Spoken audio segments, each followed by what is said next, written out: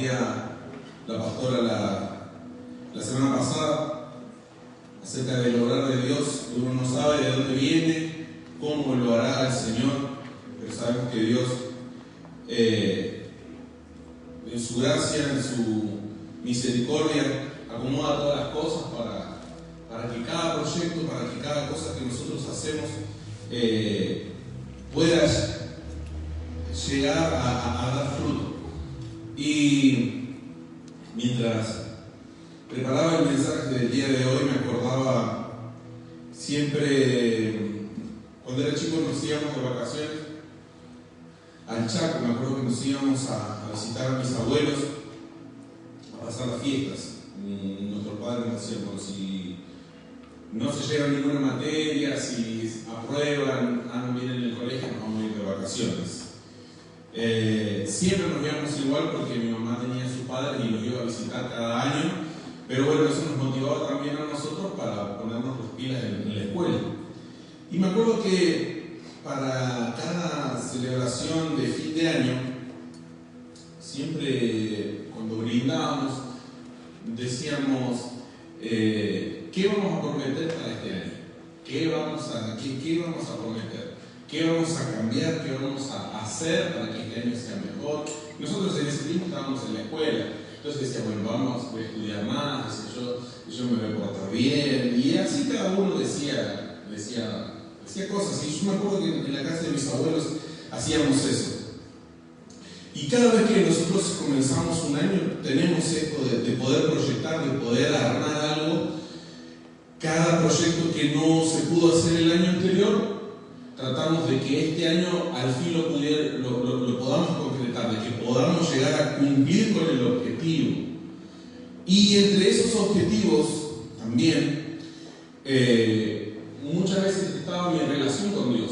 Mi relación con Dios era algo también que siempre, cada principio de año, era un momento en donde yo decía, bueno, yo quiero afirmarme, yo quiero parecer más a Dios, yo quiero que las cosas que a mí me están complicando, que por fin se solucionen, que Dios haga una obra en mí y que Dios me dé esa pasión, esas ganas de congregarme, esas ganas de leer la Biblia, esas ganas de poder orar.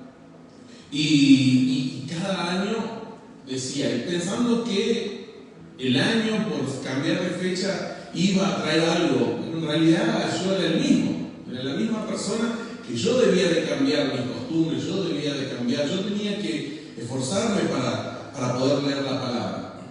Entonces lo veía como algo que llevaba un esfuerzo mayor, un esfuerzo de sentarme encima. Cuando oraba, por ejemplo, yo estaba orando y cerraba, y yo estaba atento a la oración los primeros 10 minutos. Después mi mente divagaba por todos lados, me comenzaba a pensar en una cosa, pensaba en la otra, y inconscientemente decía, amén, Señor, pero yo ya había dejado de orar y ya estaba pensando otra cosa, y me recordaba que estaba orando y volvía y trataba de compenetrarme y me obligaba a estar ahí. Me obligaba, pero no tenía nada para decir. No tenía el interés de hablar con Dios. Simplemente lo estaba haciendo porque yo había prometido que lo iba a hacer. Era algo porque quería cumplir con mi palabra. No porque le encontraba algún beneficio a la lectura, al estar un tiempo con Dios. Simplemente porque sabía que los cristianos hacían eso. Entonces yo debía de hacerlo también. Mis padres lo hacían, los hermanos en la iglesia también lo hacían. Entonces yo debía de hacerlo. Entonces se generaba un esfuerzo y no hay una lectura tan pesada como la Biblia cuando no tenemos ganas de leerla. Es algo que pareciera que las letras se transforman en letras chinas, que no entendemos, nuestro entendimiento pareciera que se cierra y terminamos, o en mi caso terminaba frustrado y volvía otra vez, bueno, voy a leer otra vez el libro de los Salmos, porque era el libro en que yo más o menos lograba identificar qué es lo que Dios quería decir, pero después los demás libros, los evangelios, pero no tenía esa hambre, esas ganas de leer la palabra, de poder. Entonces, mi mensaje para hoy es poder ponernos esa meta, pero poder hacerlo de la forma correcta. Hay una forma que la palabra me decía que yo lo ignoraba. Yo decía, bueno, lo tengo que hacer de esta forma, pero la solución estaba en la palabra. Sin saberlo, y la solución estaba en la palabra, en lo que es el verdadero cristiano. Pero antes, quiero que vayan conmigo al libro de los Hechos. Libro de los Hechos, capítulo 11. Ahí vamos a aprender cómo puedo yo mejorar mi relación este año con Dios. ¿Cómo puedo hacer para que la oración, o mejor dicho, en la oración no divague mi mente, no vaya de un lado a otro? ¿Cómo mejorar mi relación con Dios? ¿Cómo parecerme mucho más a Cristo? Y en la segunda parte de este versículo, Hechos 11:26, libro de los Hechos 11:26, en la segunda parte del versículo dice: y a los discípulos se les llamó cristianos por primera vez en Antioquía. Vamos a leer el versículo completo. Y se congregaron allí todo un año con la iglesia y enseñaron a mucha gente. ¿De quién está hablando? Si ustedes leen después el capítulo completo, este pasaje está hablando acerca del primer año de conversión del apóstol Pablo, que en ese momento era Saulo, ¿sí? El que lo adoptó a Saulo fue Bernabé. Bernabé lo llevó a Antioquía, y en Antioquía ellos estuvieron un año. Y fíjense lo que ellos estaban haciendo. Fueron el primer año de conversión de Pablo. Dice la palabra que Pablo estuvo 3 años preparándose antes de comenzar su ministerio. 3 años de estudios, 3 años de estar bajo la tutela de alguien, ¿sí? Y este es el primer año que está con Bernabé. Entonces, y se congregaron allí todo un año con la iglesia y enseñaron a mucha gente. Y a los discípulos se les llamó cristianos por primera vez en Antioquía. ¿Qué lugar es este? Antioquía era un lugar que pertenecía al Imperio Romano. Hoy esa ciudad sigue existiendo, sigue estando Antioquía, pero ya es parte de lo que es hoy como conocemos como Turquía. Este lugar, Antioquía, ¿cómo llegaron los cristianos a ese lugar? Ellos fueron huyendo. Recuerdan la palabra que Jesús les dijo a sus discípulos, que serán testigos en Jerusalén, en Judea, en Samaria, hasta lo último de la tierra. Ellos en ese momento no entendían esa palabra, pero era producto de la persecución. La iglesia nace en Jerusalén, pero comenzaron los judíos a prohibir que se predique el evangelio de Jesucristo.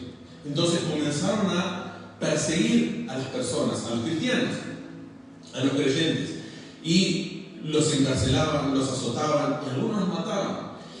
¿Cómo llegó esta gente? ¿Cómo fue que esta gente se fue?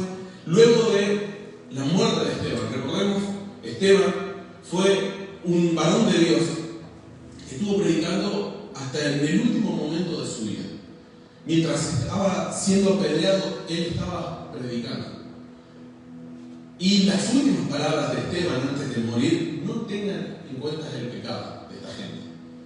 Mientras lo estaban apedreando, Esteban decía estas palabras, y estas fueron las últimas palabras de Esteban. Esto produjo que los creyentes huyeron de Jerusalén.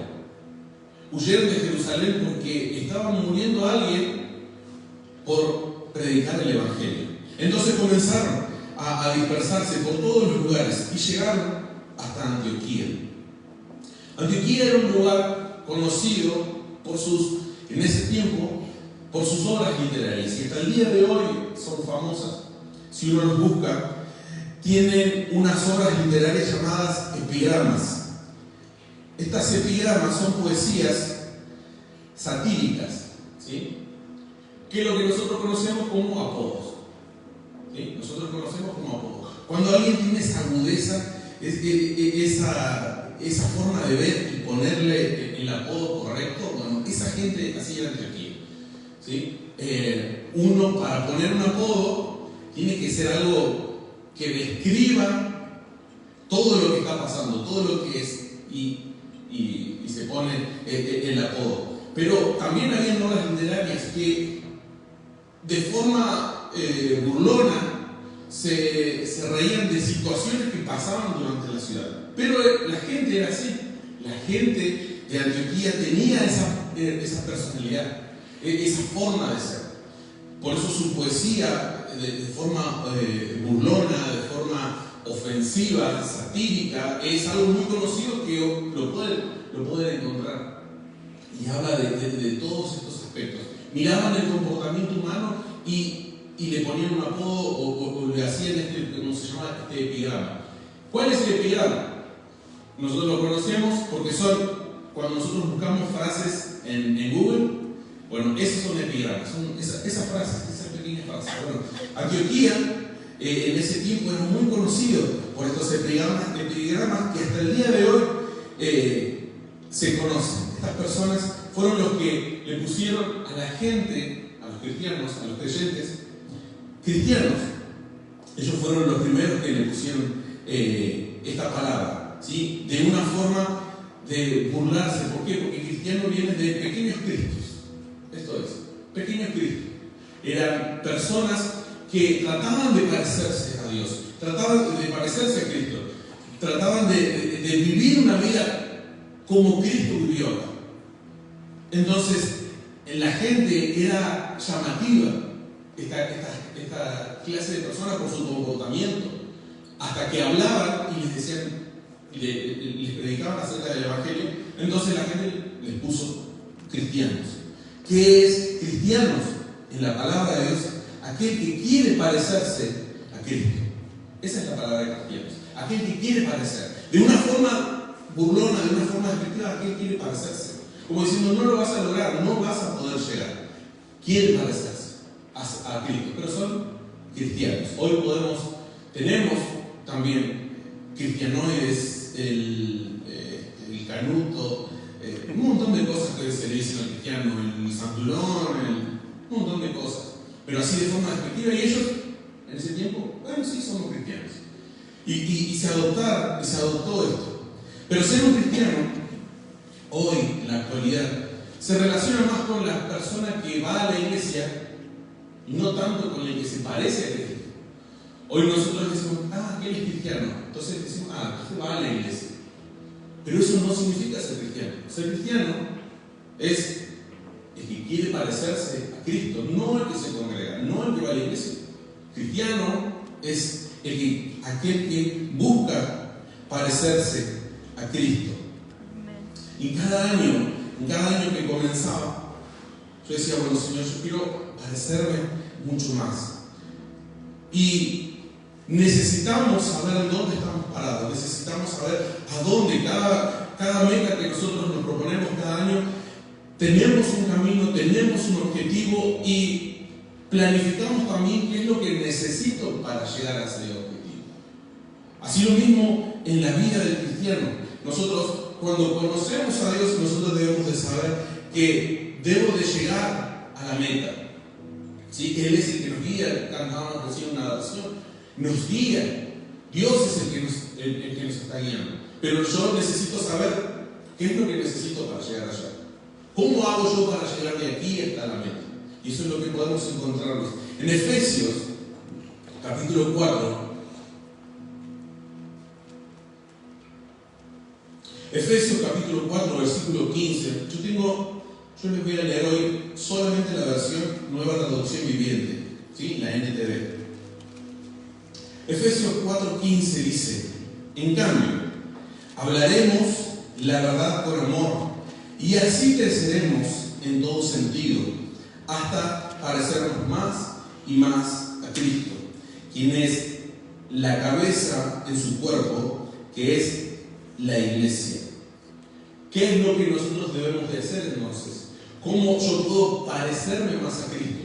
¿Cómo mi relación con Dios puede cambiar o puede fortalecerse? Bueno, aquí lo resume. Hablaremos la verdad con amor y así creceremos. hablando la verdad con amor, así crecemos. Amén. Y dice, en todo sentido, hasta parecernos más y más a Cristo. No es el venir a la iglesia, no es el obligarnos a orar, el obligarnos a leer la palabra de Dios, como si fuese puntos para, sino un crecimiento, un verdadero crecimiento. ¿Cómo viene el crecimiento? Cuando yo hablo de la palabra, cuando yo lo hablo con amor, así viene el crecimiento en mi vida. Cuando yo hablo con amor, ¿qué necesito para parecerme más a Cristo? Debo de hablar la verdad con amor, debo de hablar del Evangelio. Es lo que hace, que se hace en el hogar de los abuelos. Es una plataforma que nosotros tenemos para poder crecer, para poder madurar. ¿Por qué? Porque ¿qué es lo que vamos a compartir? Vamos y compartimos el Evangelio, y eso hace que nosotros ya encaremos la palabra de Dios y la oración de una forma diferente. ¿Por qué? Porque queremos llevar un mensaje de esperanza. Ahora ya nos interesa la otra persona. Entonces, cuando ya hay un interés, entonces ya no nos cuesta buscar a Dios. Como aquel padre que trabaja, que se levanta quizás a las 5 o las 6 de la mañana para salir a trabajar, viendo cómo sus hijos están durmiendo, y sale, y no, si bien el cuerpo está cansado, si bien los ojos no terminan de abrirse, pero no le es un peso. ¿Por qué? Porque está pensando en su familia, piensa en su familia, piensa en sus hijos. Así, cuando nosotros hablamos la verdad con amor, crecemos, porque a mí ya me está interesando la otra persona. Entonces, encaro la palabra de Dios, encaro la lectura, encaro la oración, encaro el tiempo de intimidad de una forma diferente. Ya encaro de una forma diferente. Uno cuando es soltero, yo cuando fui soltero no tenía hijos, no tenía esposa ni novia, los trabajos no me duraban nada. ¿Por qué? Porque yo sabía que vivía en casa de mis padres y yo estaba 6 meses, 8 meses y me iba, no, ya estoy cansado. ¿Por qué? Porque no tenía la obligación. No tenía me daba el lujo de decir, hoy me voy a cambiar de trabajo. Hoy no. Hoy esos lujos no nos damos, muchos de nosotros. Y el parecernos más a Cristo, el acercarnos, el hablar a otros con la verdad, hace que nosotros podamos crecer y podamos madurar. ¿Qué es hablar con la verdad entonces? En el mundo, por ejemplo, vamos a encontrar de que la gente dice que la verdad es algo relativo, ¿sí? Ni tenés la razón, ni yo tengo la razón. Ni vos estás equivocado, ni yo estoy equivocado. Simplemente son verdades relativas. No hay una verdad absoluta. Pero desde el Génesis hasta el Apocalipsis, todo lo que nosotros vemos es una verdad absoluta. Y esto es algo que tiene que quedar en claro para nosotros. Y esto es algo que debe de quedar claro para nuestros hijos. Hoy podemos hablar con nuestros hijos. ¿Cómo se han familiarizado con las cosas que se ven, con las cosas que como iglesia nosotros nos alarman? Y cómo son engañados y cómo el mundo por medio de las pantallas comienzan a transformar lo que era una verdad absoluta. O diciendo, aquí ya nadie tiene la verdad, aquí, ¿qué es lo que quieres hacer? ¿Qué es lo que quieres ser? Entonces yo no tengo por qué decirte que no sos lo que quieres ser. Sos hombre y quieres ser mujer, quieres ser un perro, un árbol, lo que sea. No podemos discutir con nadie, pero nosotros sabemos la verdad absoluta. Hay gente que incluso sujetan la existencia de Dios a la fe. Y la existencia de Dios no se sujeta a la fe. Yo hoy puedo decir, yo creo en Dios y Dios existe. Y si yo no creo, Dios no existe. No, yo crea o no crea, Dios existe. El juicio de Dios existe. La maldad, el bien, el sacrificio que Jesús hizo existe. Dios es real independientemente si nosotros lo creemos o no. Ese tiempo va a llegar. La verdad de Dios es absoluta. ¿Qué quiero decir con absoluta? Que no se puede mover, es inamovible. Así, la palabra como Dios la dio, así es. Y así Dios la va a cumplir. Y hemos visto por medio de la palabra el cumplimiento de las profecías. Y cómo hay profecías aún a la cual nosotros estamos esperando un cumplimiento.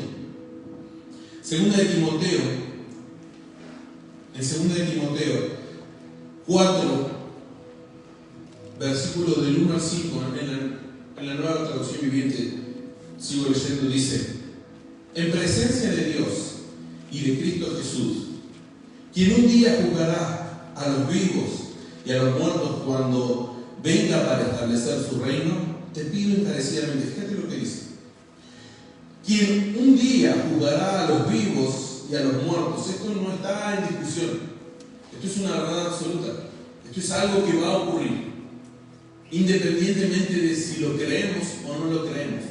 Esto es una verdad, y esta es la verdad que yo debo de predicar, esta es la verdad que tiene que estar en mi boca, de que un día ya no habrá esperanza. Mientras haya vida, hay esperanza. Pero una vez que nosotros partimos de esta tierra, dice que está estipulado que nosotros vivamos una vez, muramos y luego el juicio. Quien un día juzgará a los vivos y a los muertos cuando venga para establecer su reino. La palabra está hablando de qué es lo que va a hacer, qué es lo que va a suceder. Y esta es una verdad. El juicio de Dios es una verdad. Versículo 2. Te pido encarecidamente, predica la palabra de Dios. Mantente preparado, sea o no el tiempo oportuno. Corrige, reprende y anima a tu gente con paciencia y buena enseñanza. Llegará el tiempo en que la gente no escuchará más la sólida y sana enseñanza. Seguirán sus propios deseos y buscarán maestros que le digan lo que sus oídos se mueren por oír. Rechazarán la verdad e irán tras los mitos. Pero tú debes mantener la mente clara en toda situación. No tengas miedo de sufrir por el Señor. Ocúpate en decirles a otros la buena noticia y lleva a cabo todo el ministerio que Dios te dio. ¿Cómo yo me puedo afirmar? ¿Cómo yo puedo madurar en Dios? ¿Cómo puedo hacer que la oración ya no sea un peso, que la lectura sea un peso, que congregarme? Hablando de la palabra de Dios. Fíjense lo que dice: predica, mantente preparado, corrige, reprende y anima con paciencia y buena enseñanza. Ocúpate, el último versículo, el versículo 5, ocúpate en decirles a otros la buena noticia. ¿Cómo yo me puedo afirmar? ¿Cómo puedo fortalecerme en Dios? Ocupándome de hablar las buenas nuevas, las buenas noticias, el evangelio de salvación. De esa forma, encontrar algún compañero, algún amigo, alguien con el que yo pueda entablar. Entonces eso me va a afirmar a mí, eso me va afirmando. ¿Qué es lo que Pablo le estaba diciendo? Predica y mantente preparado. No solamente predicar, estar preparado también, conocer la verdad. Debo de familiarizarme con la palabra de Dios. Eso es lo que yo debo de hacer. Debo de familiarizarme con la palabra de Dios, con un tiempo de búsqueda, para afirmarme y para que mi caminar en Dios sea cada vez un avance.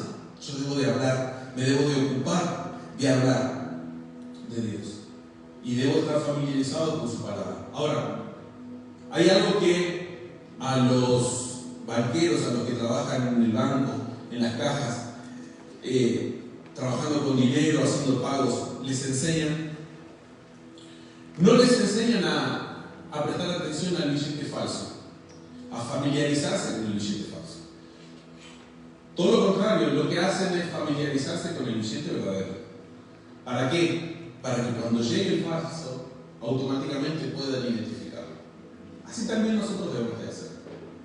Familiarizarnos con la verdad, familiarizarnos con la palabra, familiarizarnos con el obrar de Dios, para que cuando vengan cosas a nuestra mente, cuando vengan cosas a nuestro corazón que quieren dañar, que quieren confundir, que no sabemos si esto será de Dios o no será de Dios, como estamos tan familiarizados con su palabra, identificaremos de dónde proviene este ataque, de dónde proviene esto que viene a mi corazón, que viene a mi mente.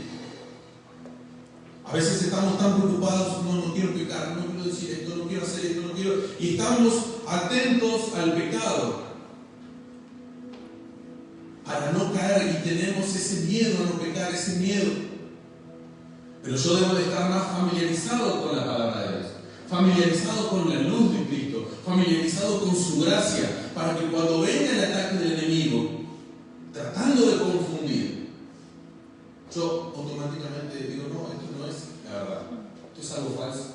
Estas palabras que vienen a mi mente, que vienen a mi corazón, están tratando de engañar, están tratándome de derribar. Entonces yo, al estar familiarizado con la palabra de Dios, identifico mucho más fácil el ataque del enemigo.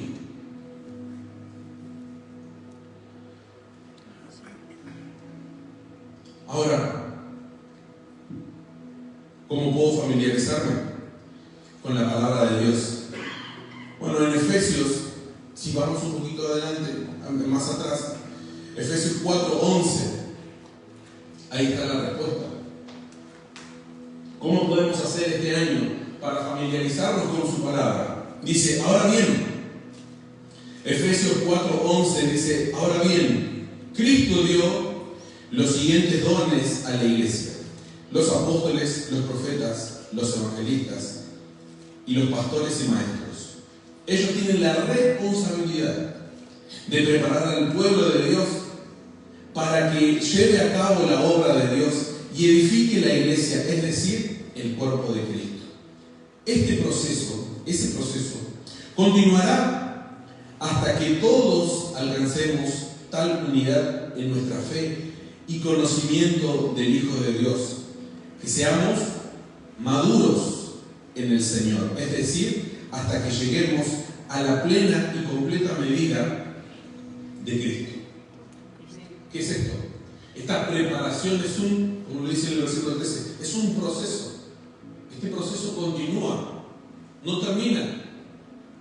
Y este proceso en mi vida personal continúa porque hay cosas que debo de aprender, hay cosas que debo de dejar, hay cosas que debo de renunciar, hay cosas que hasta el día de hoy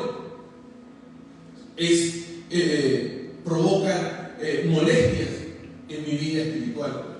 Es un proceso. Estamos todos aquí en ese proceso. Algunos irán corriendo, otros irán caminando, otros irán más despacio.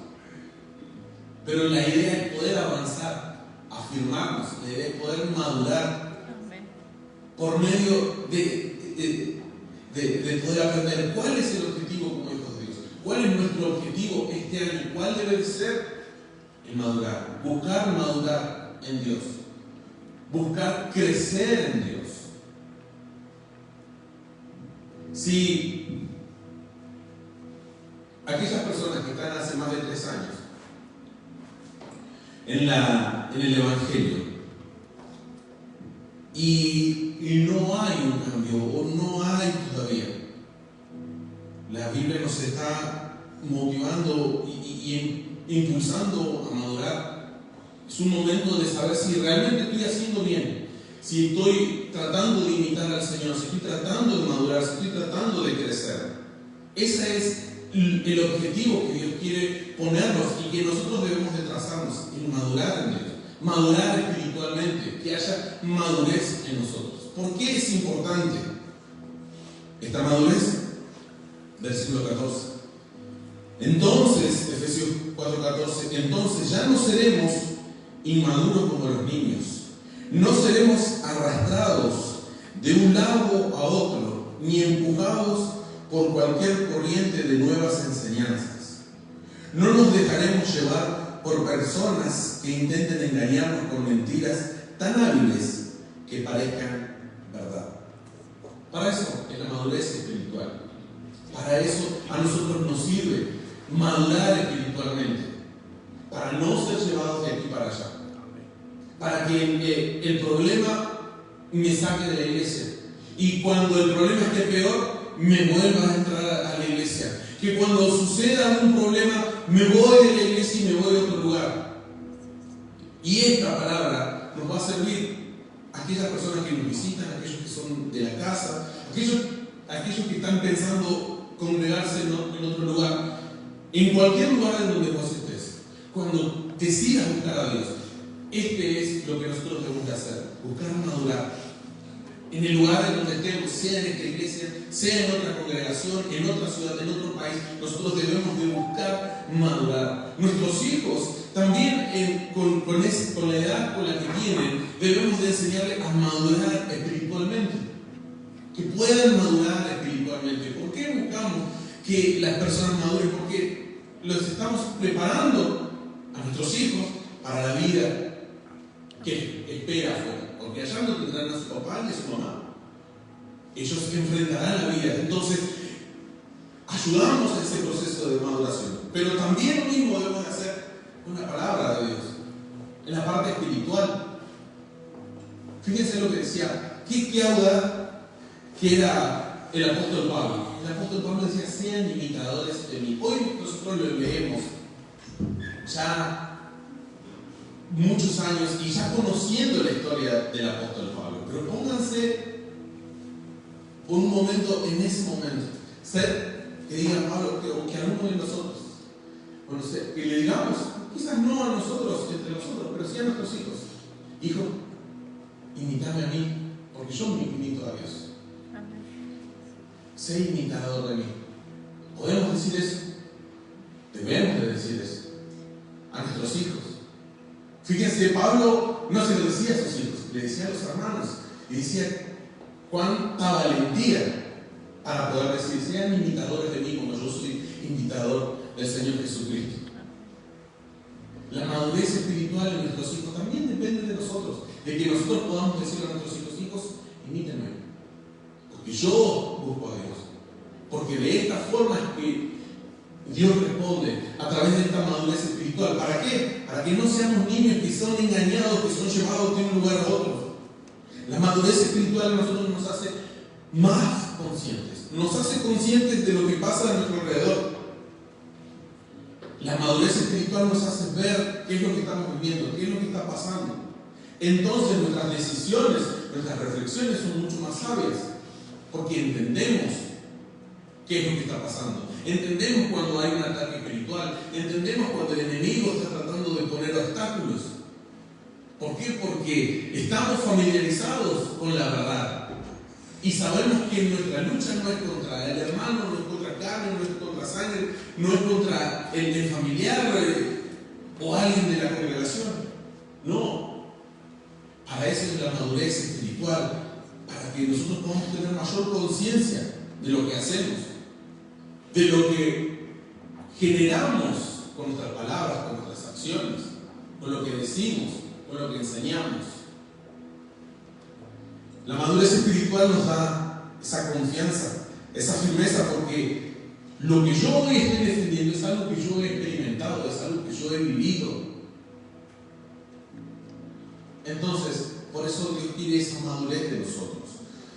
La madurez espiritual nos protege del engaño. No somos llevados de aquí para allá. No somos guiados por nuestras emociones, porque nuestras emociones a veces podemos estar enojados, a veces podemos estar muy contentos, podemos estar muy alegres, podemos estar decepcionados. Pero la madurez espiritual nos hace más reflexivos, nos hace conscientes de lo que hacemos, de lo que queremos hacer. Segunda de Corintios, y termino con esto. En Segunda de Corintios 3:16 dice, Segunda de Corintios 3:16 y 18 al 18 dice: en cambio, cuando alguien se vuelve al Señor, el velo es quitado, pues el Señor es el Espíritu, y donde está el Espíritu del Señor, allí hay libertad. Así que todos nosotros, a quienes nos ha sido quitado el velo, podemos ver y reflejar la gloria del Señor. El Señor, quien es el Espíritu, nos hace más y más parecidos a Él, a medida que somos transformados a su gloriosa imagen. Aquí sí hemos sido llamados a ver y a reflejar. El velo se cae. La madurez espiritual, la conciencia espiritual, la conciencia de saber que existe un Dios y que es real, nos permite poder ver y reflejar. Eso es lo que nosotros debemos hacer. Nuestra intimidad con Dios, nuestro tiempo con Dios, hace que nosotros podamos ver el obrar de Dios, podamos ver el obrar en nuestra familia, poder ver el obrar de Dios en nuestra economía, en nuestro hogar, en nuestra familia, en nuestros hijos. Podemos ver el obrar de Dios, podemos ver a Dios trabajar en mí, puedo ver. Es una experiencia que yo tengo con Dios, es una intimidad con Dios. Dios me permite ver a Dios, me quita el velo y ahora puedo ver con claridad. Lo que antes para mí era algo tan importante, como decía Pablo, ahora es basura, ahora me doy cuenta. Porque el Señor me trajo claridad y ese velo ha caído. No solamente puedo ver, sino que también voy a reflejar. En cambio, volvemos al versículo que habíamos leído al principio, Efesios 4. Efesios 4:15. En cambio, hablaremos la verdad con amor y así creceremos en todo sentido hasta parecernos más y más a Cristo. Yo les invito a ponerse de pie.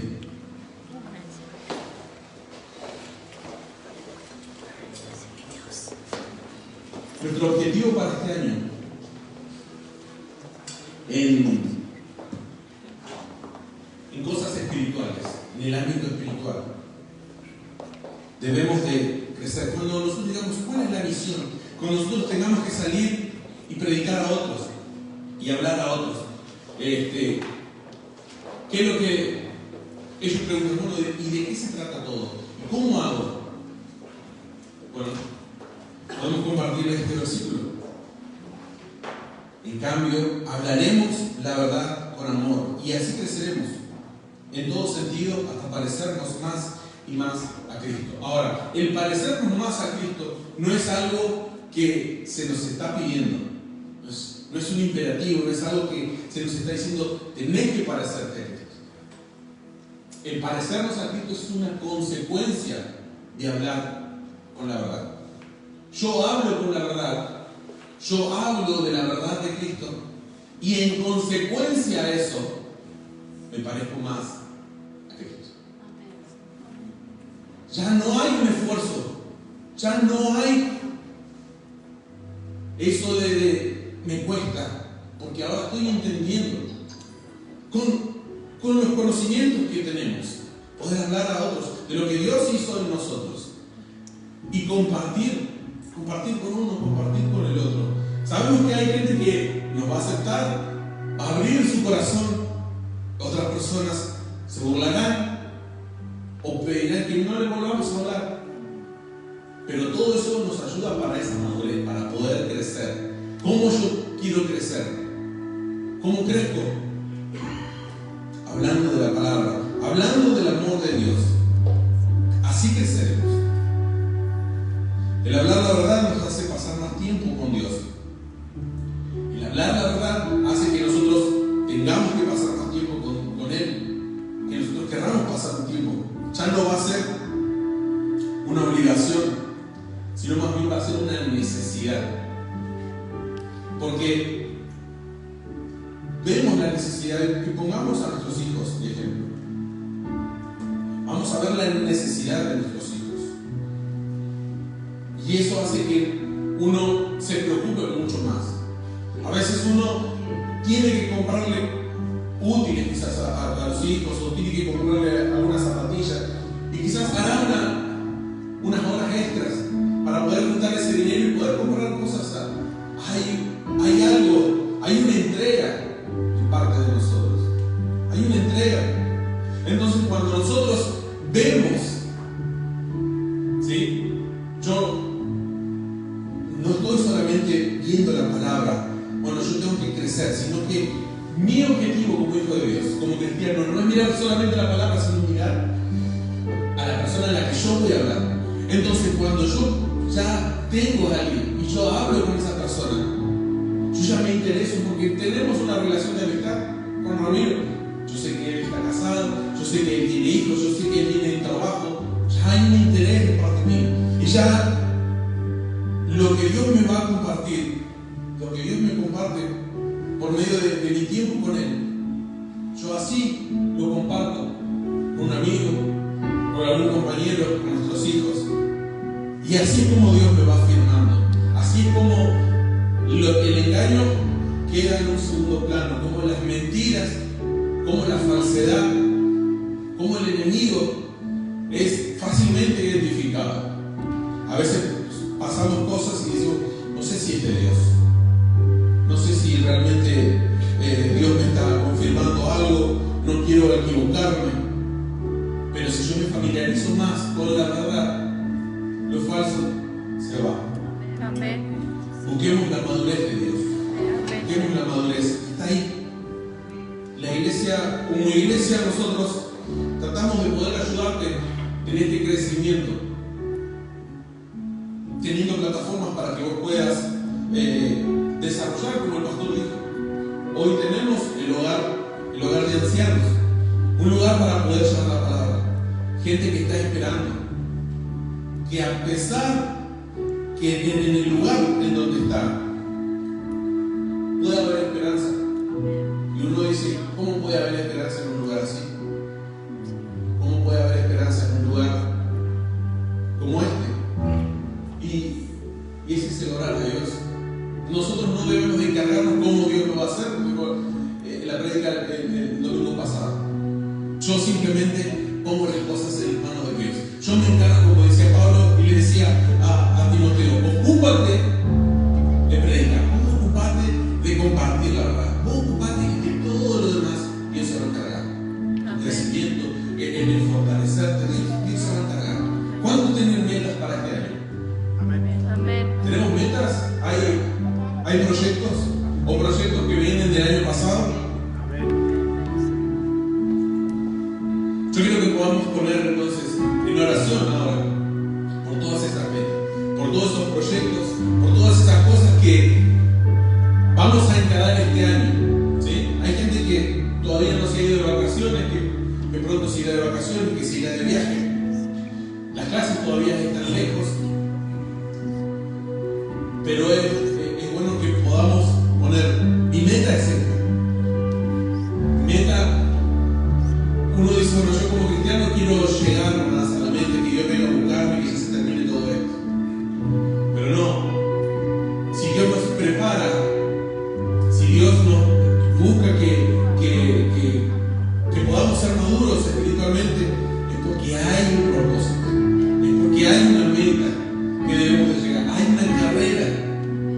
Entonces, esa meta, pongámosla en oración. Amén. Amén. Cerremos nuestros ojos y pensemos, traigamos a nuestra mente, en nuestras oraciones, oremos a Dios, elevemos una oración a Dios, para que esta meta espiritual pueda cumplirse en nosotros. Y para que cada proyecto, el proyecto de la casa propia, el proyecto de un nuevo trabajo, el proyecto de una nueva carrera, un nuevo estudio, un nuevo trabajo, el proyecto de nuevos hijos, de un esposo, de una esposa, el proyecto de un ministerio, el proyecto de lo que haya, que podamos pedirle a Dios en esta hora y podamos presentar.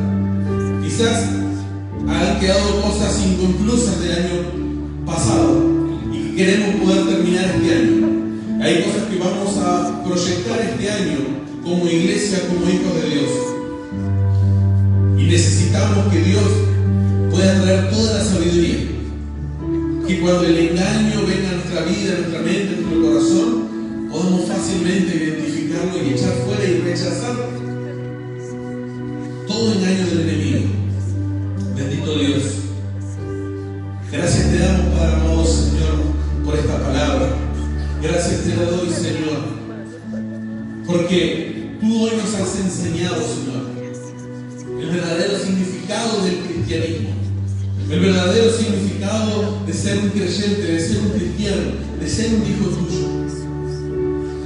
Señor, nosotros vamos a buscar parecernos más a ti. Queremos buscar, Señor, parecernos más a ti.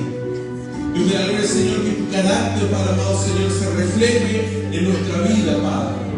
Dios de la gloria, Señor, tú conoces, Señor, que muchas veces nos cuesta orar, que muchas veces nos cuesta buscarte. Señor, que muchas veces nos cuesta, Señor, poder congregarnos. Dios de la gloria, Padre, pero hoy entendí que debo de hablar de tu gran amor, que debo de hablar de las buenas nuevas, de las buenas noticias, que debo de hablar, Padre amado Señor, de este mensaje de salvación. Y así, Señor, comenzaré a crecer. Así, Señor, comenzaré a madurar, Padre. Y así, Señor, sin darme cuenta, mientras yo hablo con uno, mientras hablo con otro, Señor, mientras comparto, Señor, mis pasos están más firmes, mi caminar está más firme, Padre. Señor, sin darme cuenta, Padre amado Dios, tú comenzarás a afirmarme, tú comenzarás a dar palabras, Señor, en mi boca, Padre. Tú comenzarás, Señor, a repartir dones, Dios, sobre esta iglesia. Tú comenzarás, Señor, a repartir, Señor, talentos, Padre amado Señor. Oh, Dios de la gloria, queremos como iglesia, Señor, ser esas personas, esa congregación, esa comunidad, Señor, que sale y habla, Padre amado Dios, de tu gran amor. Señor, así como han hablado con nosotros, así como ese mensaje, Señor, ha llegado a nuestro corazón, y tú has utilizado a hombres y mujeres por el cual nosotros oramos y bendecimos su vida, porque han tomado ese tiempo para poder traer el mensaje. Dios de la gloria, Padre, hoy es mi momento de ver y de reflejar la gloria de Dios. Señor, quiero ver tu mano, Señor, sobre mi vida. Señor, quiero ver tu obrar, Señor, en mi hogar, en mis hijos, en mi familia. Señor, quiero ver tu obrar, Padre amado, Señor, en mi trabajo, en mi economía. Señor, quiero ver tu obrar, Padre amado, Señor, en cada uno de los proyectos, Padre. En cada una de las metas, Dios. Señor, cada cosa, Señor, que dispusimos, Señor, en nuestro corazón. Dios de la gloria, Señor, nosotros queremos entregarte, Padre amado Dios. Queremos levantar, Señor, nuestras manos sabiendo, Padre, que lo mejor está por venir. Dios de la gloria, Señor, queremos adueñarnos de este año. Padre amado Señor, que podamos caminar con confianza, con esperanza, Dios. Sabiendo, Señor, que tú nos has transformado en una nueva criatura, que hemos sido transformados, Señor, por tu Espíritu Santo, Dios. Permite, Señor, que cada paso, Señor, sea firme. Para amado Señor, que podamos nosotros en nuestra familia decir: imítenme como yo soy imitador de Dios, como yo soy imitador de Cristo. Dios de la gloria, Padre, permítenos, Señor, hacer oraciones audaces, Padre, con convicciones, creyendo, Señor, en nuestro corazón. Que podamos, Señor, orar por aquella persona que está enferma y ese enfermo pueda sanarse. Padre amado, Señor, que podamos llevar una palabra de esperanza a aquella persona que está derrotada, Señor, y que tú puedas transformar, Señor.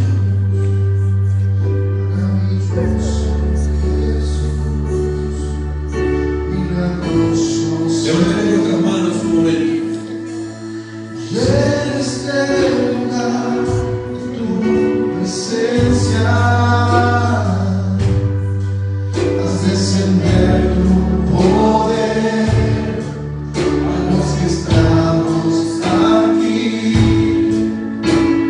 Quiero levantar aquí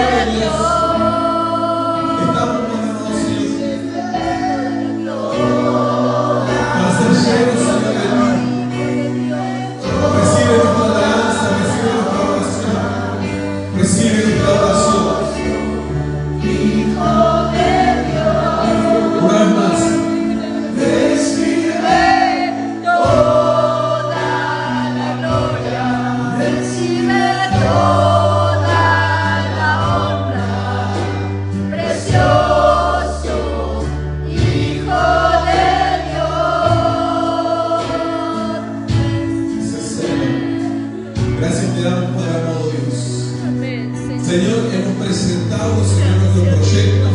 Señor, tú conoces nuestro corazón. Señor, tú conoces nuestra mente, nuestros pensamientos, nuestras metas, Dios, nuestros proyectos de este año 2024, Padre amado Dios. Te lo dejamos, Señor, en tus manos, sabiendo, Padre amado Dios, que tú traerás claridad en nuestras decisiones. Señor, nosotros queremos ocuparnos de hablar con la verdad, Dios. Y sabemos, Señor, que tú producirás este crecimiento, Señor. Tú producirás, Señor, ese fruto en nosotros, Padre amado Dios.